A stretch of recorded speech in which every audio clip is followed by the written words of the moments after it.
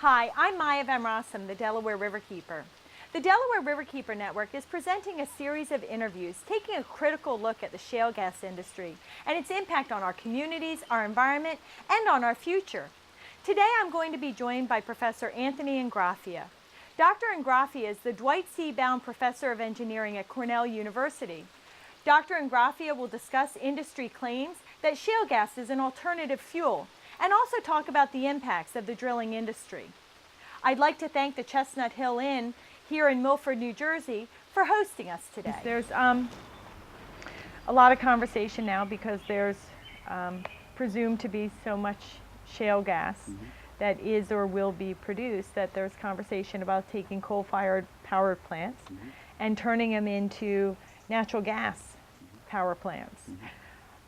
Does that seem like a wise business plan for folks who might be operating, running, investing in those kinds of facilities? No, for many reasons.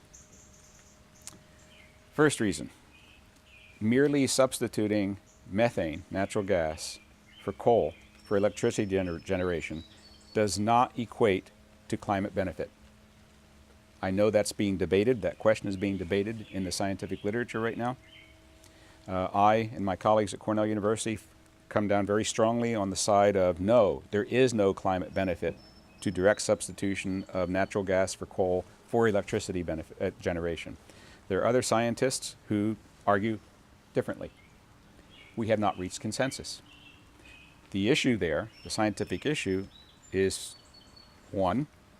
three issues. There's a technology issue, a science issue, and a policy issue. The technology issue is how much methane is leaking from the natural gas life cycle. It is true that when you burn natural gas instead of coal, you produce less carbon dioxide per unit of energy produced. Incontrovertible scientific fact. But you have to take into account also that as methane leaks into the atmosphere because it's a more potent greenhouse gas, you have to ask the questions, what is the combination of carbon dioxide and methane coming out of methane use as opposed to coal to decide whether there is a net benefit to the climate. That question is still being asked. The question hasn't been answered. The question was first asked in 2011. 2011 was the first time somebody asked the question in the literature. Is there really a climate benefit to substituting natural gas for coal for electricity generation? Everybody presumed that there was because nobody was looking at the methane emissions question. So technology question is how much methane is leaking. We wrote a paper in 2011 out of Cornell University that asked that question. How much is leaking? We estimated that it was between this amount and this amount. And we got lambasted. We were criticized. We were told we were incompetent, over the hill, unqualified, discredited, you name it. I sit here before you, an absolutely useless person. Well, guess what? People went out and said, that's a reasonable question to ask. Let's go do some measurements. Because nobody had measured anything. Our paper was not based on measurements. Our paper was based on reporting from the industry and reporting from the EPA of how much they thought was leaking. And we said, but this is a really important question. We got to really know how much is leaking. It's just a technology question. Go out and measure it. Measurements are now being made. Every single measurement that has been reported in the peer-reviewed literature, every single one has reported methane emissions higher than anybody thought, including us. Let me repeat that. There have been a half a dozen peer-reviewed journal publications in the last 2 years reporting on methane measurements, not guesses, not estimates, actually going out and measuring things. Downtown Boston, downtown New York, downtown DC, downtown LA, a whole county in Colorado, a whole region of northeastern Utah, the whole state of Oklahoma. Every single one of those actual measurements done by competent scientists using the best available technology shows that methane concentrations are higher than anybody ever thought. Okay. Second reason, just as important.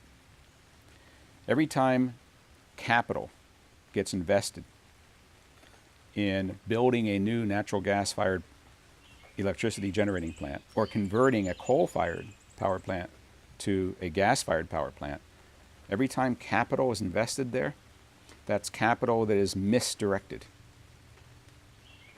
It's not being directed towards electricity generation from renewables. It's going back to the 19th century and saying, let's keep burning a fossil fuel to generate electricity. Worst possible thing to do with a fossil fuel is to generate electricity with it. The next worst thing to do with a fossil fuel is to heat your home with it. Okay. So, second reason is it misdirects capital investment. At a time, because of climate change and other environmental factors, we should be investing more capital in raising renewables rather than more capital in continuing to support non-renewables. Okay. So, summarize.